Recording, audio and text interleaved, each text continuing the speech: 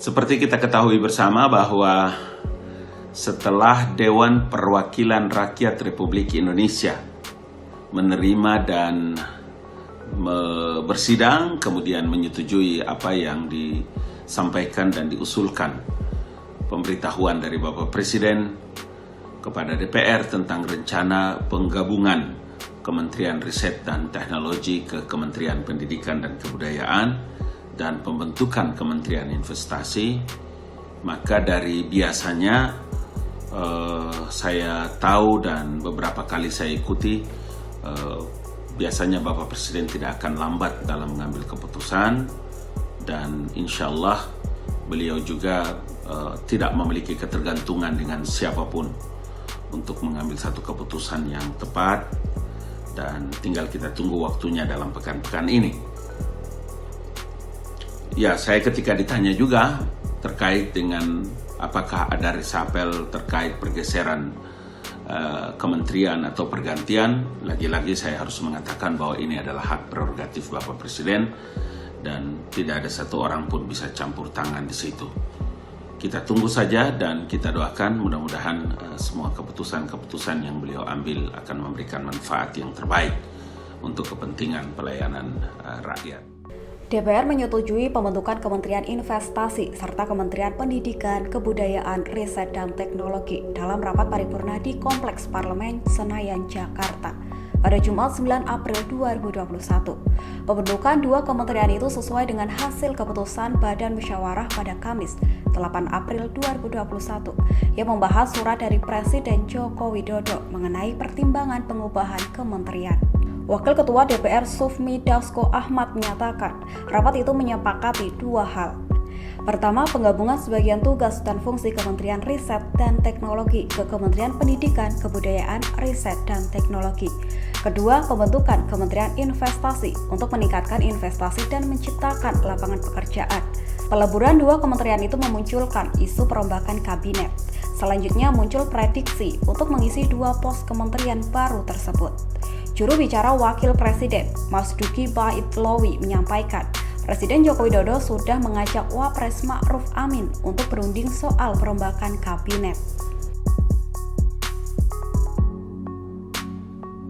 Pihak istana telah mengkonfirmasi bahwa reshuffle akan terjadi dalam waktu dekat. Tenaga ahli kantor staf presiden atau KSP Ali Muhtar Ngabalin menyebut perombakan kabinet akan dilakukan dalam pekan ini.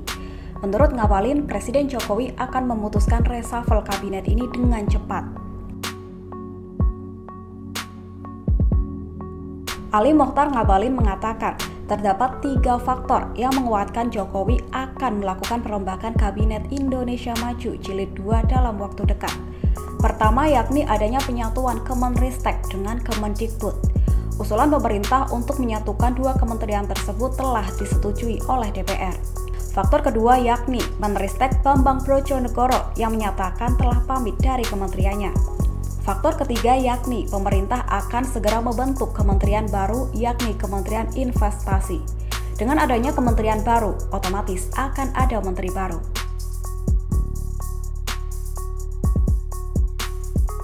Sementara nama dalam menteri yang layak direshuffle pun berhembus kencang. Berbagai lembaga survei pun ramai melakukan riset mengenai siapa saja menteri yang layak untuk direshuffle. Satu di antaranya riset yang dilakukan oleh Lembaga Survei Indonesia Political Opinion atau IPO. IPO telah mengeluarkan daftar menteri-menteri dengan kinerja paling memuaskan. Ada pula daftar menteri yang kinerjanya mengecewakan hingga layak di-reshuffle. Direktur Eksekutif IPO, Deddy Kurniasyah mengungkapkan, daftar ini dalam diskusi bertajuk Evaluasi Kabinet dan Peta Politik 2024 pada Sabtu 10 April 2021 lalu. Menurut Deddy, survei ini melibatkan 1.200 responden dan berjalan pada 10 Maret hingga awal April 2021. Tim survei mengambil sampel menggunakan metode multi-stage random sampling. Deddy mengatakan tingkat akurasi data 97% dan persentase error dalam pengambilan sampel 2,5%. Adapun Menteri Hukum dan HAM Yasona Lauli muncul sebagai menteri yang dianggap paling layak di reshuffle. Setelahnya muncul nama Menteri Ketenagakerjaan Ida Fauziah. Sementara 3 menteri perempuan menjadi menteri-menteri dengan kinerja paling memuaskan.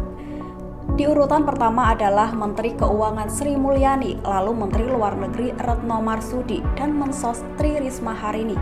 Kemudian Prabowo Subianto muncul dalam nama menteri paling terpopuler. Nama Tito Karnavian dan Sandiaga Uno menjadi nama menteri terpopuler lainnya. Isu reshuffle kabinet kembali berhembus kencang seiring peleburan 2 kementerian. Bahkan, pihak istana telah mengkonfirmasi dalam waktu dekat akan ada perombakan.